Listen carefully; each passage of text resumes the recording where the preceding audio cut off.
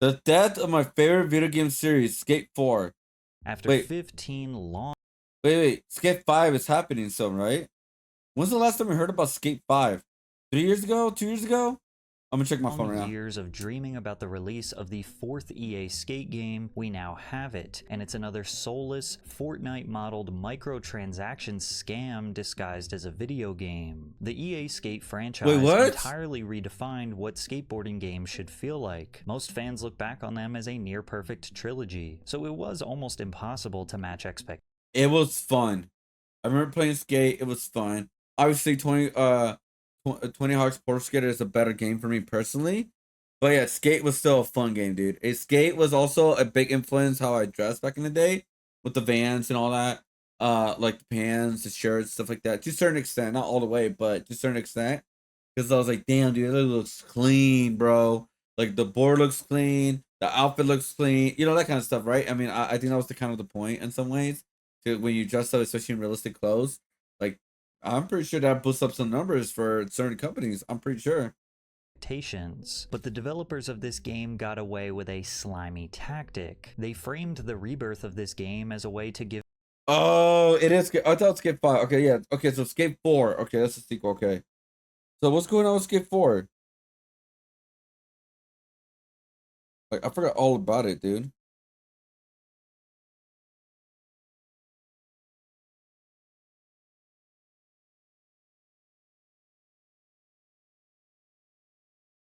Yeah, it's early 2025.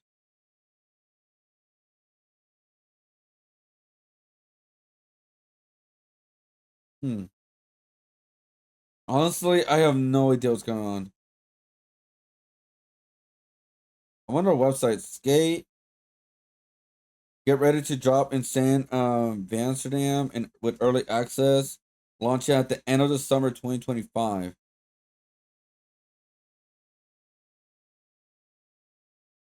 A playtest? Oh my god, they opened the playtest for Skate and I didn't. Oh my. Alright. Whatever. back to the fans, and that they were going to use our feedback and requests as the main driver for what this game would look and People feel were like. excited, But they were lying. bro. Fans made very simple requests. We want a story mode, the ability to skate offline by yourself, Hall of Meat. Hell, at least can we play an actual game of Skate? No. Almost all of the basic requests were outright ignored because they were never actually building this game for the Skate community. They were taking advantage of the Skate community, using nostalgia and goodwill as bait to slowly roll out a glorified mobile game that is going to beg you to spend money on overpriced aesthetics. The developers stripped everything from this franchise that was great and turned it into just another soulless cash grab. And since they don't care about the legacy of Skate, this video is going to make you realize just how badly this iconic franchise has been dragged through the mud, and how it's also a grim reminder of where the entire gaming industry is headed. Because if your favorite game franchise hasn't been ruined yet, just wait. It'll happen soon. When It already did. Batman Arkham. It did with the Suicide Squad, technically. Because technically the Suicide Squad takes place around Batman Arkham. So, and they also did a VR version of Batman Arkham. I'm like, bro, why?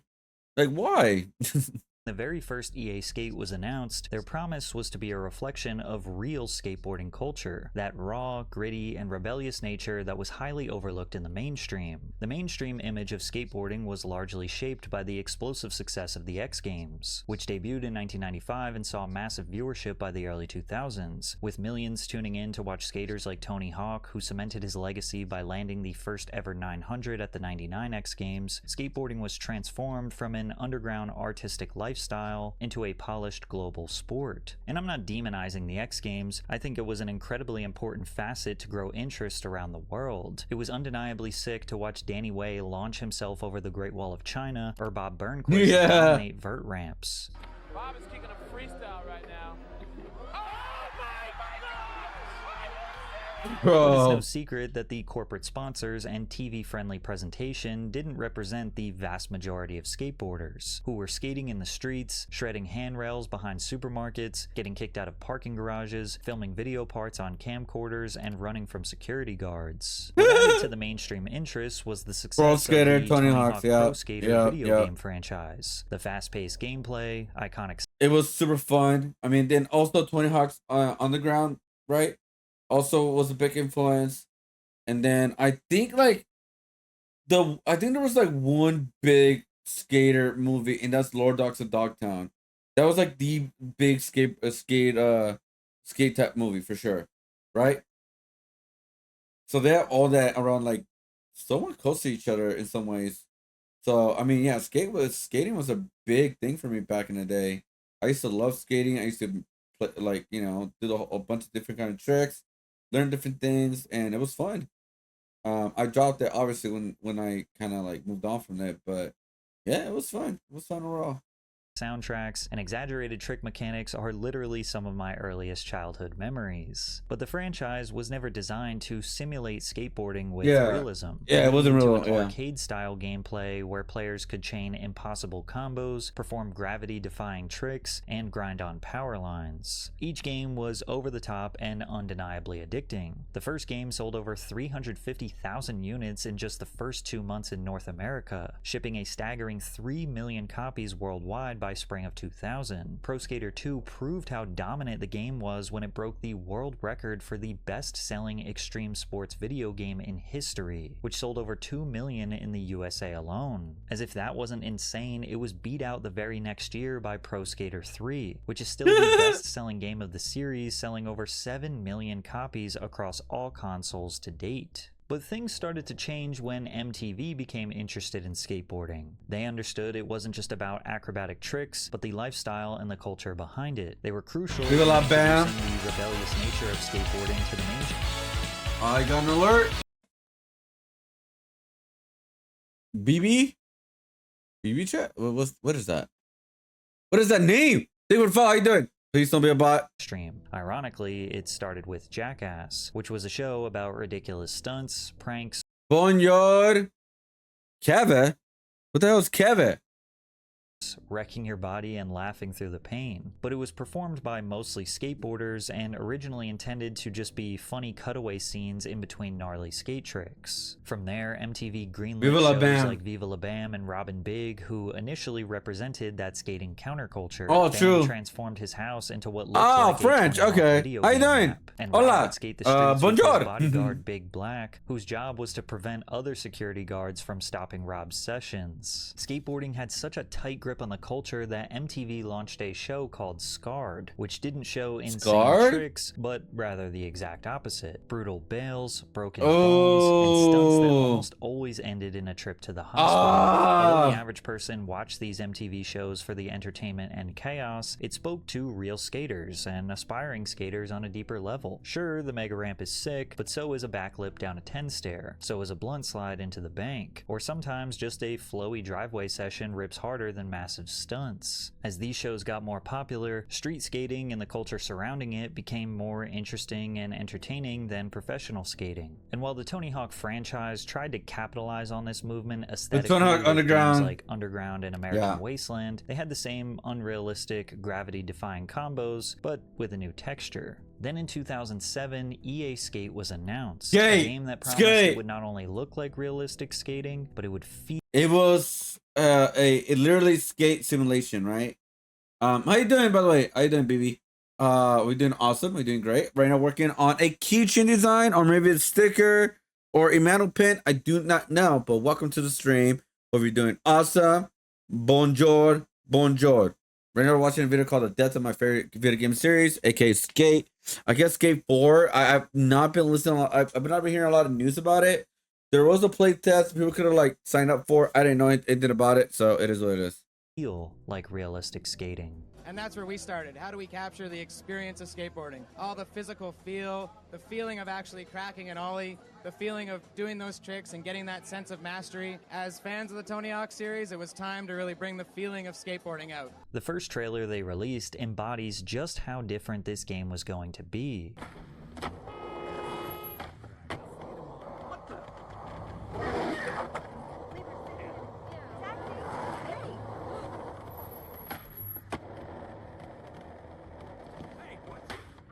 Yep.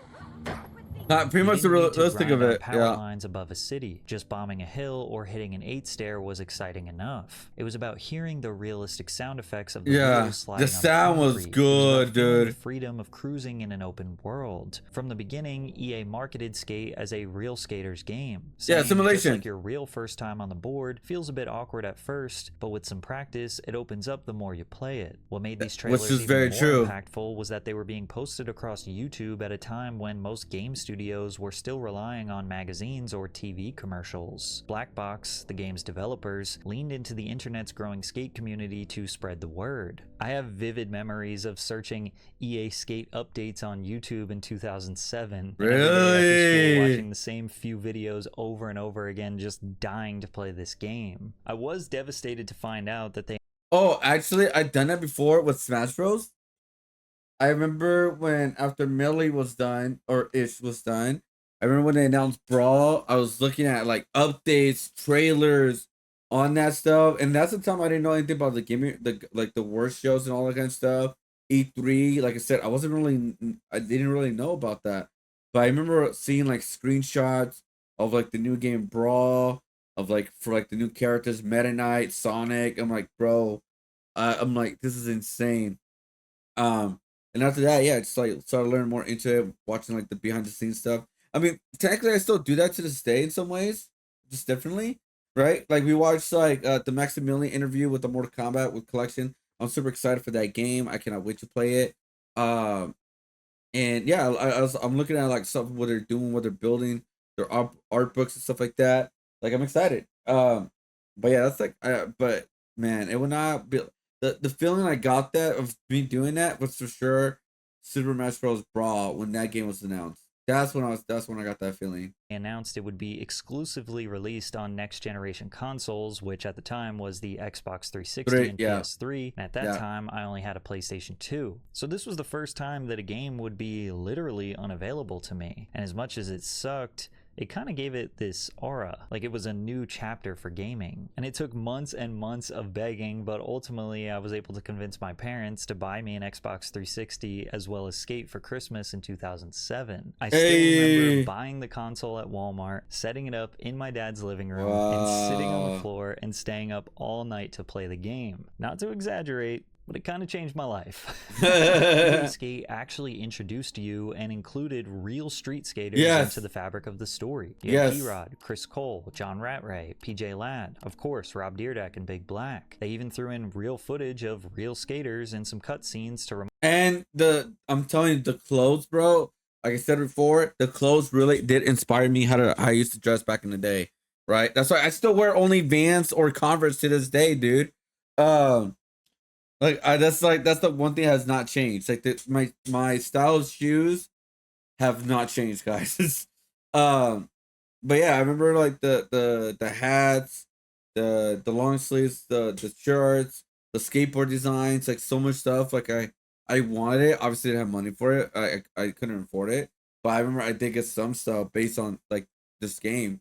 Because I think this is the first game where you can actually customize your character in a skating game like that. I think like that felt more realistic compared to like Tony Hawk's game. I think you could do that with Underground, right? But I don't know, something about Skate felt more real. Like, oh, this could actually be a really cool design, a real cool outfit in real life kind of thing. Hey, what up, Shadow? Remind you just how rad these dudes actually were. But easily the most exciting new feature that Skate was introducing was their Flick It technology, which totally dismantled the button mashing style of the Tony Hawk series. When you're playing the game, your left stick, that's your body. So you're steering left and right, pulling it back to get into power slides, push forward, your guy will crouch. And then your right stick, that controls your board. So I'm gonna pull back, crouch for a little bit to get ready for a big ollie, and then flick it forward. That's why it's called Flick It, because you do flick the stick forward. It's that simple. And off to the side, in our game, that'll give you a kickflip. So you actually get something out of whatever you do with the stick, including swinging it around to the side. And so crouching and then throwing it forward, however much force you put into it, that was great. What your ollie is. That was great. You can also push forward and pop off the front to get nollies, and a whole combination of gestures to get all the different flip tricks that are out there. Skate also introduced small details that felt realistic. You couldn't just land tricks from any height. If the gap was too high, it was impossible to land. You'd fall no matter how many times you tried if you didn't know the glitch. If you were going too fast, your Yeah. board would wobble. It would be a lot harder to power slide if you were going too fast. You couldn't it was more grind realistic. infinitely. You'd lose speed on rails and curbs if you didn't have enough momentum going into the trick. You could pump your body on vert ramps to gain speed just like a rail transition skater, not needing to push your board in between ramps. It was clear that the black box developers had consulted real skateboarders to depict the physics as accurately as possible while still giving it a video game feel. And even though they included the X Games and Mega Park where you could hit a mega ramp and get some big air, it kinda still felt limited to something Danny Way could do in real life. The map felt like a regular city that happened to have some sick skate spots. You had clean corporate plazas, dark and dirty alleyways, brand new skate parks, and decrepit old skate parks. A perfect mix to fit whatever vibe you were feeling that day. They also added pedestrians to make it feel real and occupied, although they added an extremely annoying feature where they would just kind of mill around wherever you were skating to get in the way. There were even banned locations where if you skated them, a security guard would chase you and try to knock you off your board, which created these tense moments where the pressure was on. And overall, they had this gritty aesthetic with a vignette over the screen and a low camera angle to mimic a cameraman following you capturing your lines. Which was very it wasn't smart, just dude. the controls, physics, and aesthetic that made skate feel like real skateboarding. It was the challenges and career mode. Instead of cartoonish missions or collecting floating letters, Skate gave you the kind of goals that mirrored an actual skater's career. A photographer from Thrasher magazine would text you and challenge you to do a trick. He would snap a photo of you completing the trick and post it on the cover of their next magazine. You'd also be challenged to film lines for a fictional skate video, and you could also edit those video clips and upload them online for other players to see. Your videographer was essentially your right-hand man throughout the game, who was hyping you up whenever you landed something sick or holding you accountable if you were messing up. There were pool jams and tight bowls. They had intense downhill death races through city streets where dodging pedestrians and carving past cars felt like something straight out of a video. And last but certainly not least, you could play an actual game of skate. For those who don't know, skate is basically the same exact thing as horse and basketball. One person sets a trick, the other has to do the exact same trick, and if you don't, you get a letter. And the game ends when you spell out SKATE. The inclusion of the real-life version of skate was a love letter to the culture. It felt like something skaters finally do, and the developers knew that. As you completed missions, you would secure sponsorship deals with real skate brands like Lakai, Girl, and Plan B. You'd earn gear from those brands and ultimately build up your respect as a skater. And even if you weren't doing challenges, you were just casually skating around, you'd visualize and map out the trick line in your head and try to land it. You had to work for it, like a real skater did. And when you finally landed the trick, you felt accomplished. You weren't just mindlessly playing a game, skate made you think like a skater. For anyone who grew up skateboarding or watching skateboard videos, the media's representation of it always felt off. But this game got it right. After its release, even EA was shocked with how well it sold. Within its first few weeks, Skate had sold hundreds of thousands of copies, outselling its direct competitor, Tony Hawk's I owned it. I owned it. Black Box wasn't just trying to steal some market share from the Tony Hawk franchise. They were legitimately trying to create a new approach to all action sports video games. And while it wasn't a perfect game, what it did have was soul. And after it captured the hearts of fans around the world, they would absolutely shock their community with the upgrades made in the sequel, Skate 2.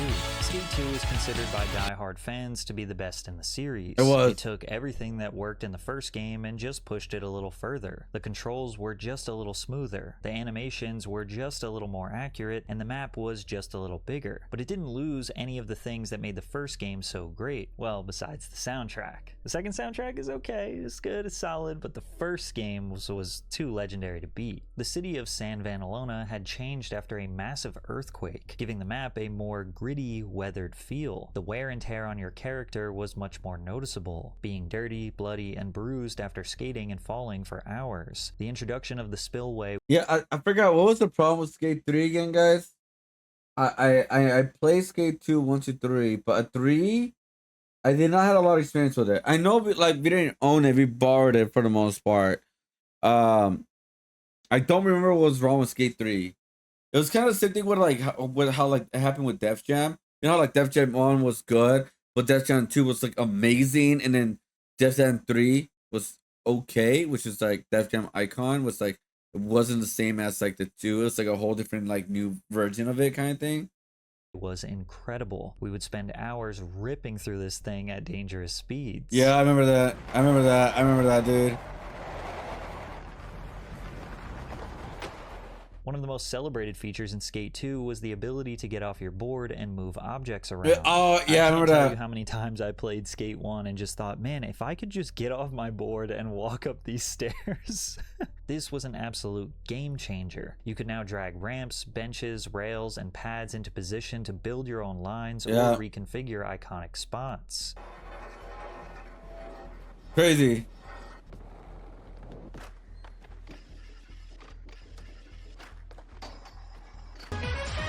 It gave players more freedom and creativity than before, and it also helped the game last longer.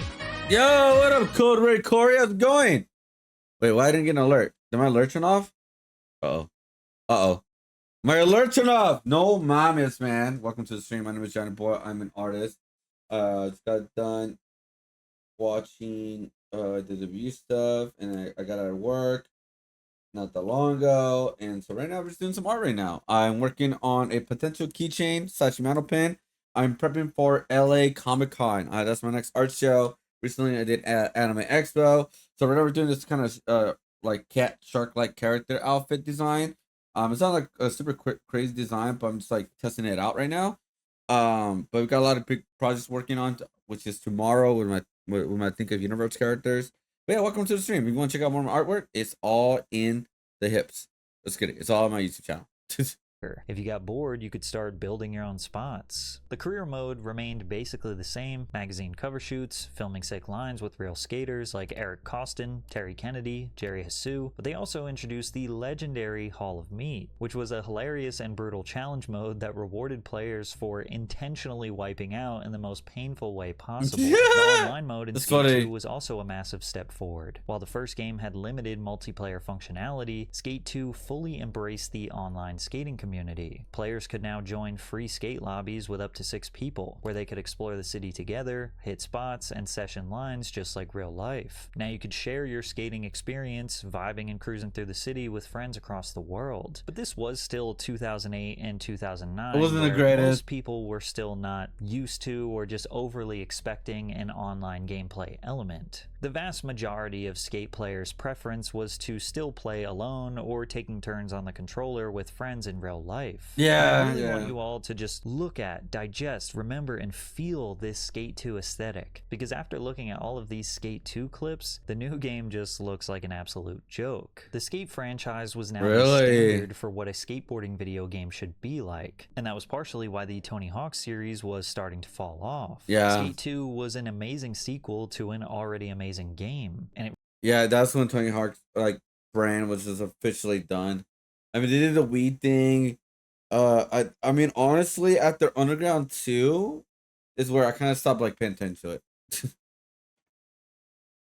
received strong reviews across nearly every major gaming publication. Skate 2 is technically an improvement over the first title, and anyone who hadn't yet played the original should skip it and go right to the second. It's a really fun game that allows you to play it the way you want with a control scheme that is second to none at the moment. Unfortunately, Skate 2 did not have as strong sales numbers. It didn't have as explosive numbers as the first edition. They were still okay, but they needed to make some big changes if they wanted to see financial success with Skate 3. Really? It meant slightly abandoning their initial promise. If Tony Hawk Pro Skater represents totally unrealistic arcade-style skating, and Skate 1 represents more of a realistic simulation reality, Skate 2 would be dead in the middle, and Skate 3 would be closer to Tony Hawk's arcade style. Skate 3 kind of did the opposite of what made it a breakout game in the first place, and leaned further into a more arcade-style gameplay. Firstly, the aesthetic felt a lot more cartoony. Everything was a little rounder, a little softer. Your character would get dirty and bloody from falling, but it was nowhere near the grit and ruggedness of Skate 2. The new city, Port Carverton, was a stark contrast to the destroyed San Vanalona. It was cleaner, brighter, less textured, more open, and most importantly, it felt perfect. In fact, the entire lore of the city changed. In Skate 2, skating was outlawed. In Skate 3, it was encouraged. Cops were gone, security was gone, and you're now skating in a world world built for you. There's even a very No, believable that conspiracy theory that sucks. you are actually dead in Skate 3. Because Oh in the my beginning of the story God. mode, your character has a huge bail from possibly 50 or 60 feet in the air, one that any real human could not survive. But then you wake up and the rest of the game is you in heaven in the ultimate skateboard utopia. In Skate 3, the difficulty of the game dropped What? significantly. You could land impossible tricks way too easily, the board physics were more forgiving, and the raw tension that made the first two games so rewarding just wasn't there anymore.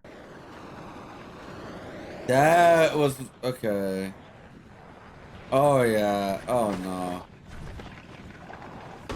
Riding a small 8-stair in this game was not nearly as immersive or fun. The best way to play this game was to go to the Super Ultra Mega Park or the new Spillway and send massive unrealistic tricks. The Industrial Zone was my personal favorite. The unique quarry was perfect for high speeds and big flowy sections, and this rusty old ship port was the closest thing to the gritty feel of the previous games. Now they did introduce different difficulties. You had easy, normal, and hardcore, but I always felt that hardcore mode didn't make the game look and feel more realistic, it just made everything harder to do for the sake of making it harder. It felt like EA was trying to widen the appeal for Skate 3, making it more fun for casual players that enjoyed the Tony Hawk style games, which is why challenges like Hall of Meat significantly ramped up. Now you could get to much higher locations and the falls were much more brutal. You would get a score based on how many bones you broke, how far you fell, and how much damage you took, and they included these sort of emotes that allowed for more unique falls. Also, highlighting exactly what bones you broke in red was a really nice touch. Even though this was the furthest thing from realistic, everyone agrees Hall of Meat was a hilarious aspect that made that game addicting. And even though Skate 3 was now the furthest thing from realistic, it still had the spirit.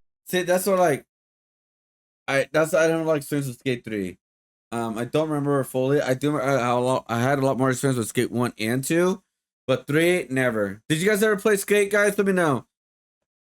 Of skate culture. Once again, real skaters, and everyone's new favorite fictional character, Coach Frank, who was your chaotic and silly skate coach teaching you how to live up to your full potential. The story mode was about building a skate. Yo, what up? Mateo?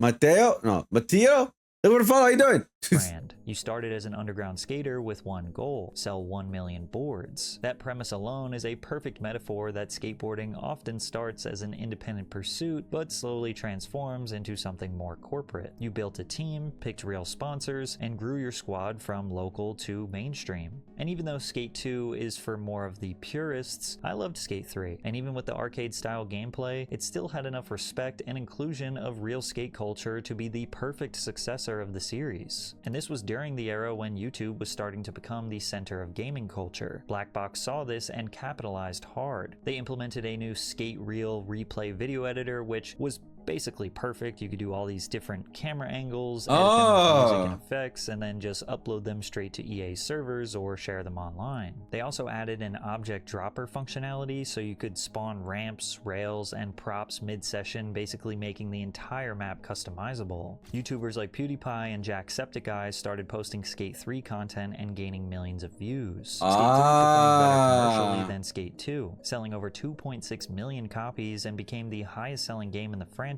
thanks in part to its growing online community. And after Skate 3, the fanbase was desperately awaiting the announcement of Skate 4. Every E3, every EA Play event, they waited for so long, hoping for even it just died. But got nothing. 2011, 2012, 2013, yeah, the game just... and EA didn't even deny Skate 4, they just remained silent. But little did we know, Electronic Arts was making some drastic business changes behind the scenes. In 2012, they announced that EA in Vancouver is transforming its studio to align with EA's transformation to high-growth digital formats, including online, social gaming, and free-to-play. Although Skate 3 sold an okay amount of copies, it was mere pennies compared to their FIFA series. For example, FIFA 12, which released in the same year Skate 3 peaked in popularity, sold over 8 million copies in just 4 weeks. But more importantly, I mean, it's the most popular sport in the world. Importantly, FIFA had Ultimate Team and in-game purchases. In fact, by 2015, Gotcha games, yeah, EA was gotcha. earning over $1.3 billion per year from Ultimate Team microtransactions Oh my alone God, across dude. FIFA, Madden, They ruined the and game, NHL. man. Everything EA touched started to feel like it was solely designed for cash instead of adding new value to their respective games' communities. Simply put, Skate just did not fit into EA's new business model. They had a massive round of layoffs in 2013.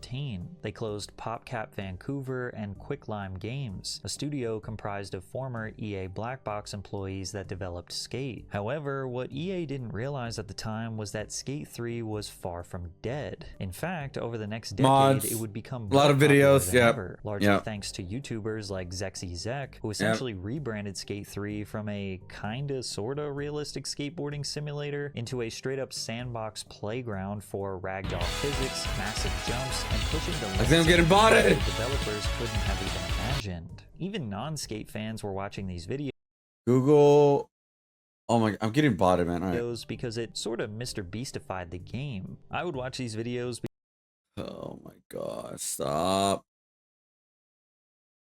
because they accomplished things that, firstly, I could never even imagine, and even if I could, they were so over the top that I would never spend the time or effort trying to do them while playing the game myself. However, in 2014, nearly 4 years after its release, Skate 3 was reprinted and restocked due to its popularity on YouTube. Really? By 2016, it had sold more copies post-launch than it did in its first year. Really? And because of this, rumors persisted that EA would make Skate 4. Well, that makes sense. Clearly the demand was there, right? But they finally I mean, I wonder why they never released Skate 4.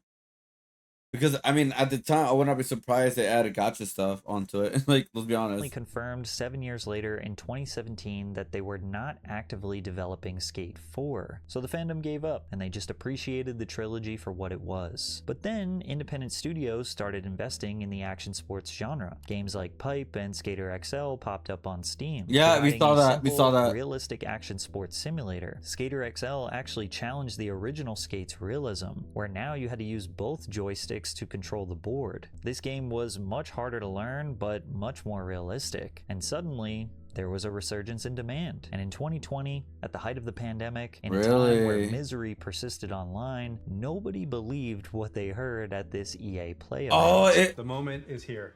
It's been 5 years? No wonder I forgot all about it, dude. Oh my God, it's been 5 years since they announced Skate 4, dude. Oh my God.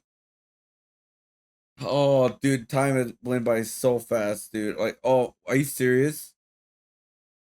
It's been 5 years since the announcement. 5 years. Finally get to say, we're back. We're doing it. Skate's happening. We're rolling. We've secretly got together. It's the beginning. The skate evolution continues. we've been waiting years, honestly, to make the right game at the right time with the right idea, and really, really pleased to say that we're here. It is really early. Still, we've got a long way to go, but we're stoked, and this is just the beginning. And seriously, we really can't wait to bring you guys in and have you be a part of it with us. We want to thank you for your passion, your patience, and all the support that you've shown, us to get to this point. Oh, the comments. It's amazing. We cannot believe you commented this into existence. Amazing. Skate changed my life. Thank you so much. Skate forever. There was no gameplay shown, but that didn't matter. For the community, it was the realization that after 10 years, the Skate franchise was finally back. And even more exciting, Cuz Perry, the lead creative developer of the first 3 games, was also returning to produce Skate 4. His involvement gave fans hope that this game would hit just as hard as the trilogy. The news was almost unbelievable, especially considering there were no updates for a full year after the initial announcement, until an official Skate YouTube channel uploaded a video titled "We're Working on It." Truth is, it's early. We're still working on it. You're joking. Has anyone seen gameplay? Well, a couple people have seen it. What people? Sick. It's about time. They've seen it? It just looks beautiful. This whole open world. Sessions like that Up the board and looking back. Reminds me of Skate 2. Oh, cool. You're listening to I the don't even know about And that. those 2 sound bites in there were key. A guy saying, "It reminds me of Skate 2," and "Cool, you're listening to the fans." We didn't know it yet, but those were so far from the truth. They were paid After another actors! long year with no update, a video called Still Working on It dropped that featured the first official gameplay, proving that this thing was real. In the bottom corner, they reminded everyone that this was pre-alpha, which explains the absence of textures and buildings. And again, in this video, they were reminding everyone that they are creating what the fans wanted. What you told us and started building. With a community as passionate as Skate's, it seemed like a no-brainer for the developers to treat their core fans as a massive free survey pool to help guide them in building the best game possible. And I can't express enough that they made it clear that transparency was at the forefront of this game's development. That was 3 years released ago. a show on their YouTube called The Boardroom, a developer sit-down where they discussed the game's progress and directly addressed community feedback. The series ran for 5 episodes, alongside other content the team That was a year ago? putting out. They read comments and provided answers to the community. It was this type of No communication pay loot with boxes? fans that is almost never seen in the development of other games. We wanted to remove as many barriers to entry as possible so that everyone can play together on day one, regardless of price or platform. So that's why the next Skate game will be a free-to-play title available to gamers around the world. However, So there are gonna be cosmetics. Okay. little by little, as fans got more information from the developers, the more skeptical they became. I think everyone trusts Full Circle, but nobody trusts EA. Free to play is kind of scary. Yes, We it is. need a story mode for this game. Makes me nervous they only mentioned multiplayer. Nah, they only There's go to also in multiplayer. this video that they made a very important distinction. This game is not the 4th edition of the franchise. Okay, throw the bottles and everything at me now. No, it's not Skate 4. And here's the reason. This isn't a sequel. It's not a remake. It's not a reboot, a prequel. It's not any of that. It's not a remake, a remaster, whatever Re can do. This is it. It's Skate. We're in it for the long haul. That means we're not an iterative title. There won't be a Skate 5 through 10. We won't be pumping them out all the time.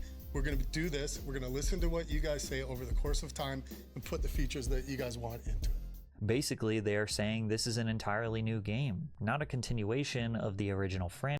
Yeah, so EA only approved this in order to make it free to play, in order to make money, which is the cosmetics and stuff, which they're thinking like doing crossovers for like brands and different kind of things like that.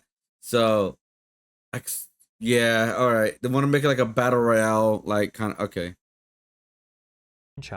While that might be true from a developmental standpoint, it also kind of felt like a slimy strategic move. By avoiding the Skate 4 label, they gave themselves more cushion against backlash. If the game didn't live up to expectations, they could always fall back on, well, this was never meant to be Skate 4, because it was evident that they were capitalizing on the fandom of the original, using similar branding, a similar map, similar playstyle, comparing to previous games, but ultimately dismissing anyone who says this was Skate 4. For the love of God, just call the game Skate 4, not Skate, for the second time. No, sorry, the game is just Skate, it's not Skate 4. Yep. Please tell me Skate 4 is coming to PS4. Skate 4 is not. Skate 4 is not coming to PS4. It will be. In 2022, Oh they my released a bunch of God. updates and playtest videos. You could feel the game getting closer and closer to looking complete, but it wasn't necessarily matching with the core fans' vision. As the devs read more comments and responded to fans, it became extremely clear that they were cherry-picking non-critical or super niche comments to give the illusion of transparency while ignoring the major concerns from the players. Like how nearly all the top comments are about wanting an offline mode and story mode, which is never addressed. But in the video, you get random, pointless questions answered. Do you guys even play the game? Who's better? So, yes. Skate has been officially announced to release in 2025. Right. And EA has provided a number of YouTubers with sponsored early access to the playtest, and fans are extremely disappointed with what they see. Right off the bat, the Really? most noticeable is the art style. Skate 3 was already cartoonish, but Skate Oh, has this absolutely looks like zero mobile. grit. Everything is clean, pristine, and sometimes ramps are just these Yes, bright, mobile unnatural vibes. colors. It literally looks like Fortnite on skateboards. Yeah, Now, it that might doesn't- not be a deal breaker if everything else felt authentic, but that's not the case. So Really? far, we have no confirmation on whether or not there will be a story mode, which There's means no not. progression No system. story You mode. just exist in a giant open world map with other players and just skate around doing challenges with no actual goal. Time to rip. Use your skater eyes to visualize and utilize the grind potential here. and watch your speed. Getting into grinds requires control. Hit the spot fast enough to grind, but slow enough to lock it in.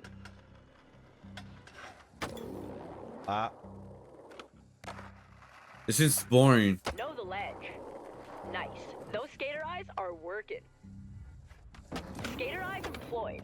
Bench grinding What? verified. Getting sponsored, taking photos for magazines, filming video parts, that's all gone. The What? first question they ask the players during the playtest is, how interested would you say you are in skateboard culture? I find myself wondering what they will use this data to interpret. What? The hopeful side of me says that a lot of people will click, yes, I'm very interested, and then they will include some actual skate culture into the game, but the realist in me says most people will probably say that they're not interested, and they'll continue to make this children's game, because there is really no skateboard culture in this game at all. There are no professional skaters involved that gave skate its connection to real skateboarding fans. There are no death races, another classic fan favorite mode. There's no custom parks, which is what let the community thrive for so long after Skate 3. But the biggest slap in the face is that you can't even play a game of Skate. How are you gonna have a video game called Skate and you can't even play the game that has been a foundational part of the culture for decades? Your cameraman is actually just the camera that's been Pixarified to be your cute little sidekick friend. What? Your very own board.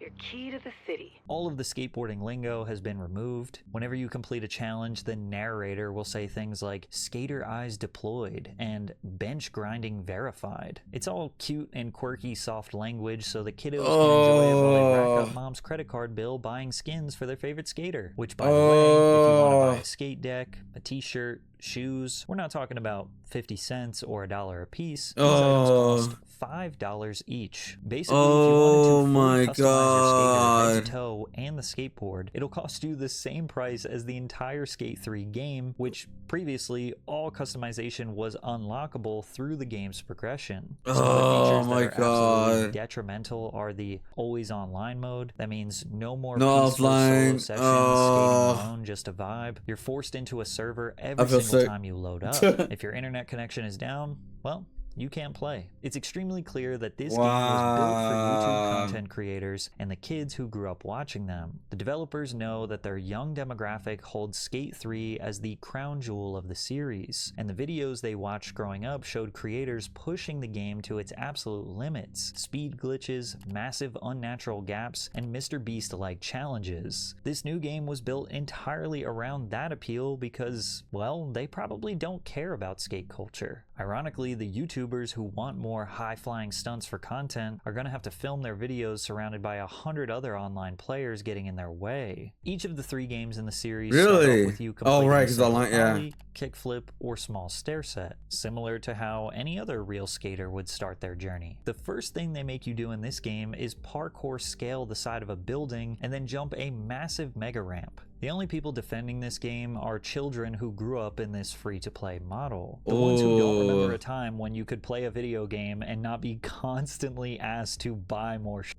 This game is for the kids who thought skating as a piece of raw meat in Skate 3 was the coolest part of the game. And I know I'm coming across as harsh, but I'm not blaming them. They don't know any different. But when they play this game for 3 to 4 months and get bored and— I mean, you know, that's the craziest thing? Like, the new generation of gamers, they don't know, they will never experience as of right now, unless you play indie games, actually, unless you play indie games, where when you buy a product, when you buy a game, you actually get barely a percentage of the game. You don't get 100% of the game, dude. That is sad. That is really sad. Damn. That is sad, bro. Wow. I don't. All right.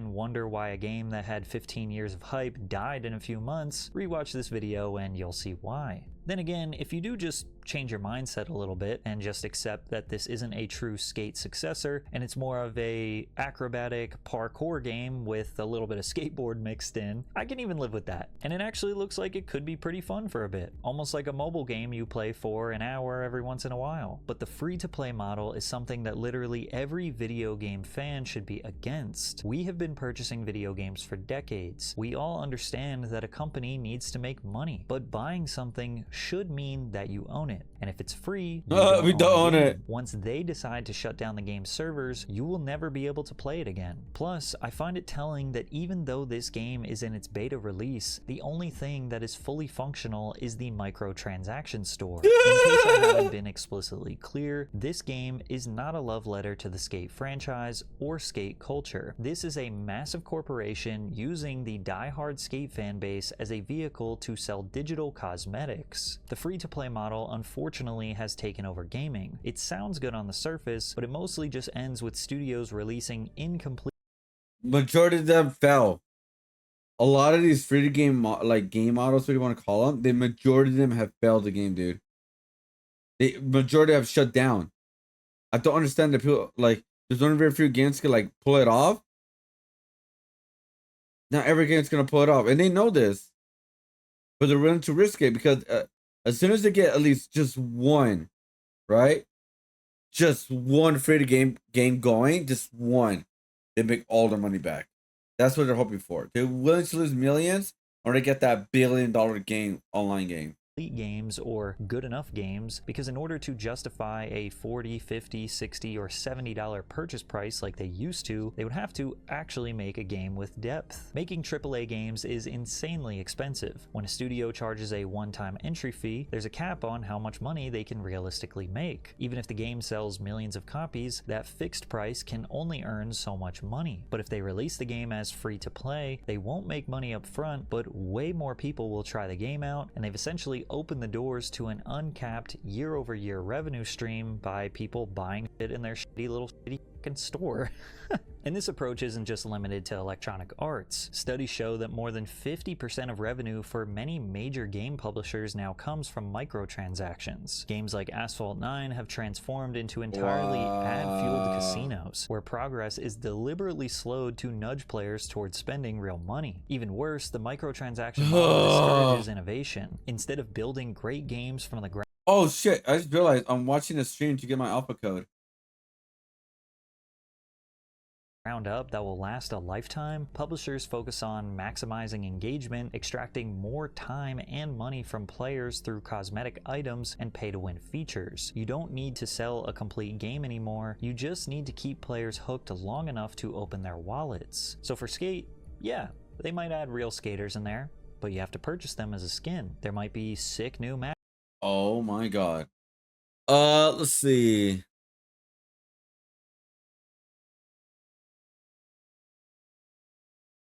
I got a weapon though. I think. Oh, I can no longer get. Oh my god, I can no longer get the beta, dude. Apps that mimic realistic skate spots for purchase. I wouldn't be surprised if they made in-game challenges or competitions that you have to buy into or wager just to play in hopes of winning more whatever dumb currency they have. And you might think that you have the willpower to avoid these transactions, but statistically speaking, 82 of US gamers made in-game purchases in Freedom titles in 2023. Damn. I don't do any of that. I don't buy cosmetics or anything like that. I was this close to buying one though. I ain't gonna lie, guys.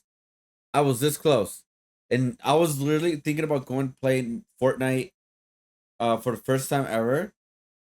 No, not first time ever. After like so many years, guys.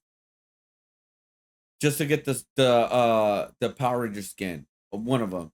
But that's expensive overall. It's not worth my money, and I'm like, F that. most people will ultimately cave and make a purchase. 82% of gamers made at least one microtransaction.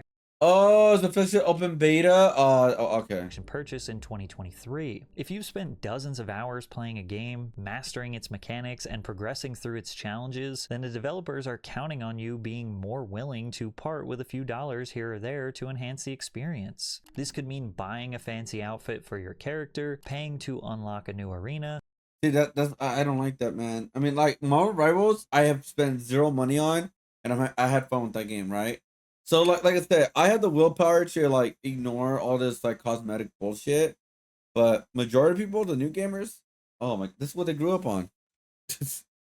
or even purchasing in-game currency to just speed up the progress. The sunk cost fallacy can kick in here. You've already invested so much. I have to get up in 5 hours. It's the weekend. Are you doing another show? Much time, it seems foolish not to spend a little more to get the most out of your time investment. The only problem is you aren't actually buying something of real value, and you also don't actually own it. Skate is not here to honor skateboarding, it's here to monetize it. Skate is not being revived because EA cares about skateboarding culture. It's being revived because they know you'll pay $5 to put a Santa hat on your skater. And when you get bored after playing it for a few months and you're wondering why you feel no desire to pick up the controller and get back on, you'll finally understand why people played Skate 1, 2, and 3 for over a decade. Because these games had soul, and they were made to resemble and honor a culture that has been around for decades and will last for decades to come. This isn't the future of gaming, it's the funeral, and as a grown man, I don't have time to be. What I feel like it's kind of like a saying like gaming is dead, like the music called hip hop is dead. You know what I mean? Gaming is dead, dude. As a grown man, I don't have time to be mad. I'm just disappointed. It's just real, Pat. It's just so real, Pat. Holy, I felt that. You died and went to skate heaven. You died and went to skate hell. Oh, you're doing a new show? Okay. Damn, dude, you're doing a lot of shows now, dude. You're killing it, man. I want to do more shows, more art shows. I think next year I want to do triple more shows. So this year I'm only doing 3.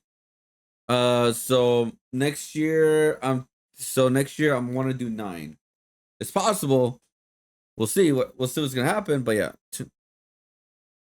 when you put Microsoft in the beta and alpha or whatever, just don't trust it. I was excited for this first. Now it looks like Fortnite with skateboards, pretty much. Fortnite microtransactions, subscription services, and ads in games is like, oh my god, it's just. I totally forgot about Skate. Honestly, it's been 5 years, bro. 5 years since the announcement. No wonder that game died already. Just like no, I'm just kidding. All right.